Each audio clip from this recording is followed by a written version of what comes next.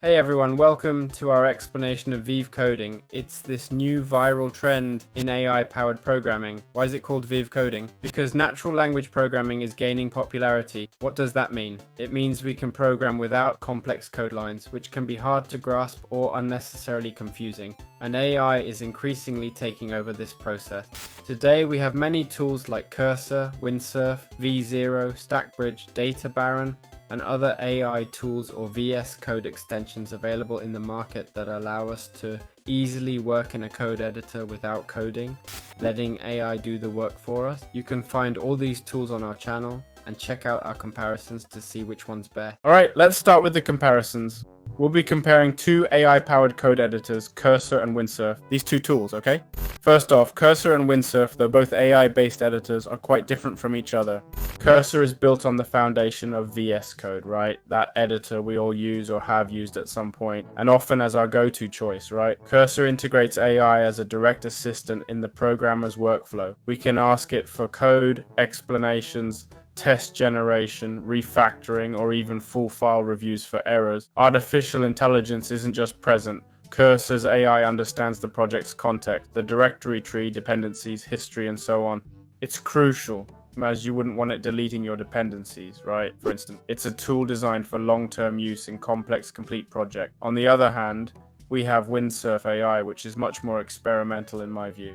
It's a lightweight, fast tool, okay? It aims to simplify generating small functions or script. Its strong point is immediacy. You can write a request and get working code quickly, but its context is limited. It doesn't fully grasp, at least for me, what the entire project is. It's also meant for exploration, alright, of ideas and prototypes, and it can't be trusted to maintain a real code base or work on large-scale team projects, at least from my perspective. So what advantages does Cursor have? Well, it supports real projects with multiple files and dependencies. It has a deep understanding of code and its context. It integrates directly with Git and debugging tools, and it's built on a professional environment like VS Code. This makes it much more comfortable for experienced programmers who don't need to adapt to a new interface. Where might Windsurf AI be useful? Even if it's inferior, it doesn't necessarily mean it's worse in all aspects. It can be used to test quick, small ideas. Just like that, quickly. It can also generate small snippets without opening a full project, or for beginners who don't need a real project structure.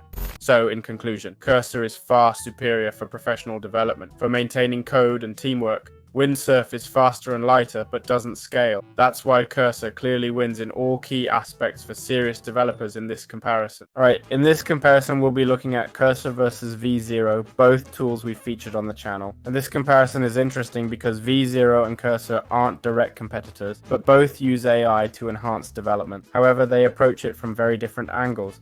One focuses entirely on visual interfaces like V0, while the other deals with complete structural code like Cursor. Cursor works with the core of development, the source code, helping us write functions, organize modules, fix bugs, and optimize logic. Perfect for developers needing to write clean, functional, and lasting code, all within a VS Code-like environment that programmers typically use. And we can use the AI as a co-pilot that guides us throughout our workflow. In contrast, V0 is a visual tool that lets us create UIs using natural language. You can write, I want a login page with email and password fields, and it generates a functional React and Tailwind interface. It excels at creating modern interfaces, especially for prototyping apps or when you need a quick, good-looking design. So where does Cursor have the edge? Well, Cursor is clearly more comprehensive. You can work on back-end, testing, servers, and more. It has superior business logic, structures, and modular capabilities. Plus, it lets us manage the entire stack, from database to front-end. And where does V0 shine? It offers rapid, high-quality visual interface generation. It's perfect for validating ideas and ideal for designers or non-coders who want attractive functional code. In conclusion, V0 is great for quick web interfaces, but it covers less than half of a project's needs. Cursor, however, supports the entire development process from logic design to deployment. So while V0 has its place in prototyping, Cursor is far more comprehensive and powerful for serious project development. Alright, we're now going to compare StackBlitz with Cursor, okay? We've introduced these two tools on the channel. Well, StackBlitz is a well-known platform for front-end development, mainly used to create browser-based dev environments without installing anything, which is really great. We can start an Angular, React, Vue, or other project in seconds and begin coding directly in the browser. This makes it an incredible tool for rapid prototyping, sharing demos, or quickly testing new technologies. On the other hand, Cursor, in my opinion, operates at a deeper level. It also supports web projects, but focuses on AI-assisted development quality rather than quick setup. Cursor doesn't aim to replace your local setup, but enhance it. It gives you full control over the project, from code structure to testing, refactoring, and documentation. It's perfect for real projects with version control, complex environments, and multiple collaborators. So what are Cursor's advantages? Well, AI is deeply integrated into the entire project, not just one file. You can work offline with full control over local dependencies. It's ideal for large or long-term projects, enables complex tasks like migrations, debugging, test generation, etc., and uses a pro environment with extensions, themes, linters, and more. And what are StackBlitz's advantages? StackBlitz needs nothing local. It's all cloud-based, browser run, and perfect for group workspaces, classes, or quick collaboration. It's also great for sharing code examples or testing new libraries, and it's very Principia friendly. StackBlitz has limitations. Native or heavy dependencies don't always work well.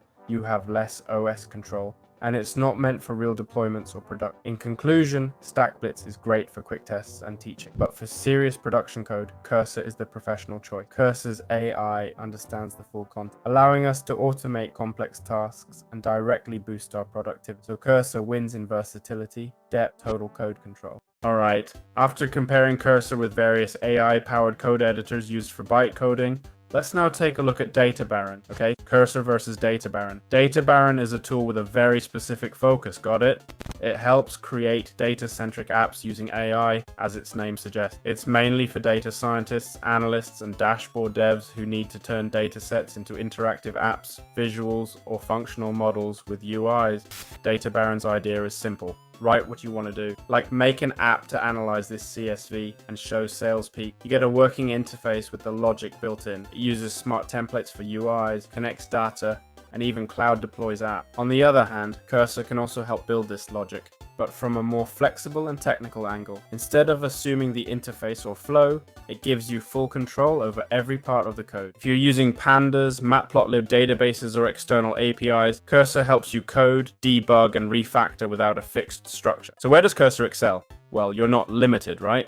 With Cursor, you can build any type of software with complete freedom over design, architecture, and tech stack. It has built-in AI to assist with both logic and code structure. It's ideal for complex technical projects or applications beyond dashboard. And where does DataBaron excel? Well, obviously in what it's good at, right?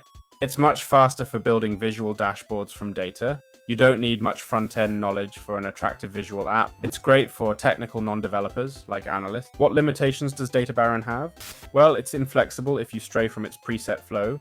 It's weaker for advanced coding or custom systems, better for MVPs than long-term solutions. So DataBaron shines in quickly turning data into visual apps. But for customization, complex integrations, or serious long-term dev, Cursor is far stronger. Cursor wins in versatility, depth, and full code control, not being app type limited, okay? So after comparing all tools, Cursor is the best of all, okay? Because after comparing them one by one, it's clear that Cursor stands out as a professional development tool, not just a virtual toy where AI doesn't just generate code, but understands the entire project, its structure and evolution. And unlike others, it's not limited to one aspect of development, but offers us all the possibilities. It also provides a realistic, scalable, and productive workflow for developers with complex needs, suitable for personal, business, collaborative, or even open source projects. But in conclusion, right?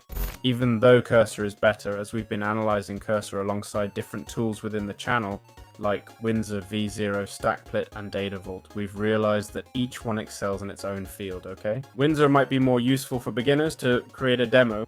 V0 is way more useful for interfaces, got it? To create slick, fast interfaces. StackPlit's for cloud-based projects. DataVault for simpler, direct database handling. What do I mean by this? We don't need to seek the perfect AI tool. All tools complement our work and challenges, right? AI won't do our job 100% as we want from the start. That's why it's a co-pilot, not the pilot, okay? So learn each tool's purpose to use it right, as that's what tools are for.